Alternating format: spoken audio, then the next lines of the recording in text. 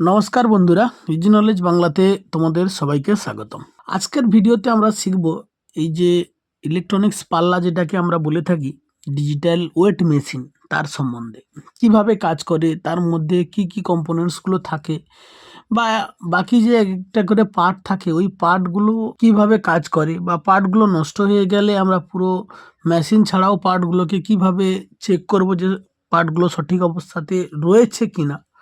তো তার সম্বন্ধে আজকের এই ভিডিও। তো আমরা আজকের এই ভিডিওতে এক এক করে শিখব, পুরো বেসিক থেকে স্টার্ট করে অ্যাডভান্স লেভেল পর্যন্ত। সুতরাং আজকের ভিডিওতে আমরা জানবো এর মধ্যে থাকা যে ব্লক ডায়াগ্রাম, কারণ কোনো কিছু ইলেকট্রনিক জিনিসের উপর কাজ করতে গেলে তার যে ব্লক ডায়াগ্রাম তার সম্বন্ধে আমাদের নলেজ থাকার প্রয়োজনীয়তা রয়েছে। সুতরাং আজকের ভিডিওতে আমরা এর ব্লক ডায়াগ্রাম সম্বন্ধে জানবো। পরবর্তী পর্যায়ের এক একটি করে ভিডিওতে আমরা এর এক একটি পার্ট সম্বন্ধে জানব। দেখো, প্রথমত এর মধ্যে একটি মাদারবোর্ড থাকে, কারণ ইলেকট্রনিক্স যে কোনো প্রজেক্টের ভেতরে প্রজেক্ট তৈরি করতে হলে তার মধ্যে একটি মাদারবোর্ডের প্রয়োজনীয়তা রয়েছে। মাদারবোর্ড ছাড়া কোনো কিছু ইলেকট্রনিক্স গ্যাজেট কমপ্লিট হবে না। তো আমরা একে লিখে দিলাম মাদারবোর্ড বলে, এম বোর্ড বলে লিখলাম, কারণ মাদারবোর্ড প্রত্যেকটা ইকুইপমেন্টের উপরে মাদারবোর্ড বলে একটা পার্ট থাকতেই হবে। এবং এই পিসিবিকে চালু করার জন্য, মানে অন করার জন্য, কাজ করানোর জন্য যাকে বলে, খাবারের প্রয়োজন, যার জন্য এখানে একটা সেল দেওয়া থাকে। কারণ এই মেশিনগুলো তো কারেন্টের উপর মেনলি ডিপেন্ড করে না, এগুলো তো বিনা কারেন্টেই ব্যবহার করা হয়, যার জন্য এর মধ্যে একটা ব্যাটারি সবসময় থাকে 6 ভোল্টের। বেশিরভাগ সেলগুলোর মধ্যে 6 ভোল্টেরই একটি ব্যাটারি থাকে। তো ব্যাটারি একটি থাকবেই, ব্যাটারি রয়েছে, অর্থাৎ ব্যাটারিকে চার্জ করার জন্য একটা চার্জারের প্রয়োজন। সুতরাং এখানে একটি 6 ভোল্টের ব্যাটারি চার্জ করার জন্য এখানে একটি 12 ভোল্টের ট্রান্সফর্মার দেওয়া থাকে। 012 750 মিলি অ্যাম্পিয়ার করে একটি ট্রান্সফর্মার দেওয়া থাকে। তো এটা হচ্ছে পুরো 230 ভোল্ট এসিতে ডাইরেক্ট চলে। তো এখানে থেকে আমরা ট্রান্সফর্মার দুটো লাইন পিসিবির সঙ্গে কানেক্ট করে দিলাম।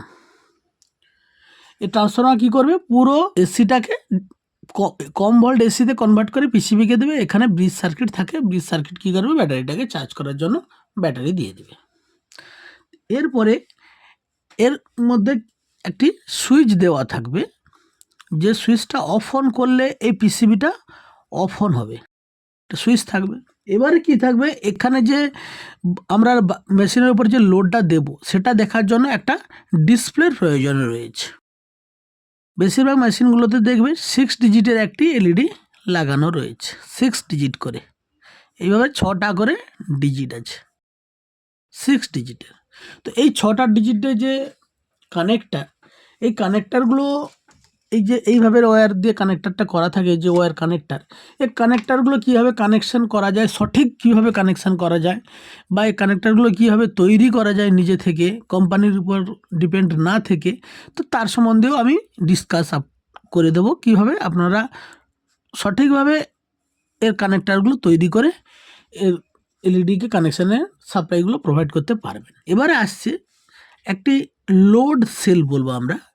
লোড সেল যেই বস্তুটা এর পরে যখন আমরা মেশিনের উপরে লোড কানেক্ট করব, সে কি করে, দেখো ইলেকট্রনিক্সের যে সমস্ত কম্পোনেন্টসগুলো ব্যবহার করা হয় তারা তো জানে না যে আমরা তার উপরে লোড দিচ্ছি কি অন্য কিছু দিচ্ছি কি ও তো সব তো ওরা তো বোঝে না, যার জন্য ওরা কীভাবে মাদারবোর্ডের সঙ্গে কমিউনিকেশন তৈরি করে, কি আমরা ওখানে একটা সাপ্লাই দিলাম, সাপ্লাই দিলে ওই সাপ্লাইয়ের মধ্যে কম বেশি করে মাদারবোর্ডকে একটা ওরা খবর দিচ্ছে যে ওইখানে এতটা পরিমাণের একটা লোড কম বেশি করা হচ্ছে, যার জন্য তুমি সেইভাবে ডিসপ্লেতে দেখাও যে তোমার উপরে থাকা যে লোডটা রয়েছে ওটা অত কিলো ওজনের লোড। দেখো সেগুলো আমি পরবর্তী পর্যায়ে পুরো একটা পার্টের নিয়ে বিস্তারিতভাবে ভিডিও বানিয়ে তোমাদের সঙ্গে যখন শেয়ার করব, তোমাদের সমস্ত কনফিউশনগুলো ক্লিয়ার হয়ে যাবে। তার একটা লোড সেলের প্রয়োজন। লোড সেল থেকে 4টা তার থাকে, একটা সাপ্লাই অর্থাৎ পজিটিভ নেগেটিভ, আর দুটো এর কমিউনিকেশান ওয়্যার, এটা হচ্ছে লোড সেল। বাকি একটা কিবোর্ড দেওয়া থাকে। কিবোর্ড দেওয়ার একটাই কারণ হচ্ছে এর পরে যে লোডটা দেওয়া থাকে, ধরে নিলাম আমি একটি 1 কেজি ওজনের লোড দিলাম, কিন্তু এখানে ডিসপ্লেতে দেখাচ্ছে 2 কেজি ওজন বা 1 কেজির চাইতে কম দেখাচ্ছে, তখন সেটাকে মেজারমেন্ট করার জন্য একটা কিবোর্ড দেওয়া থাকে, যেটাকে বলা হয় ক্যালিব্রেশন। তো ক্যালিব্রেশন কিভাবে করা হয় তার সম্বন্ধেও আমি তোমাদের সঙ্গে এক এক করে আলোচনা করব। তখন আশা করছি ইলেকট্রনিক্স পার্লাস রিলেটেড তোমাদের কোনো কিছু কনফিউশন থাকবে না। সুতরাং বন্ধুরা, আজকের ভিডিও এই পর্যন্ত। ভিডিওতে দেওয়া তথ্য যদি তোমাদের ভালো লেগে থাকে তাহলে চ্যানেলটাকে লাইক শেয়ার করতে পারো, আর যদি চ্যানেলটা দেখার উপযুক্ত বলে মনে হয় তাহলে চ্যানেলটাকে সাবস্ক্রাইব করতে পারো।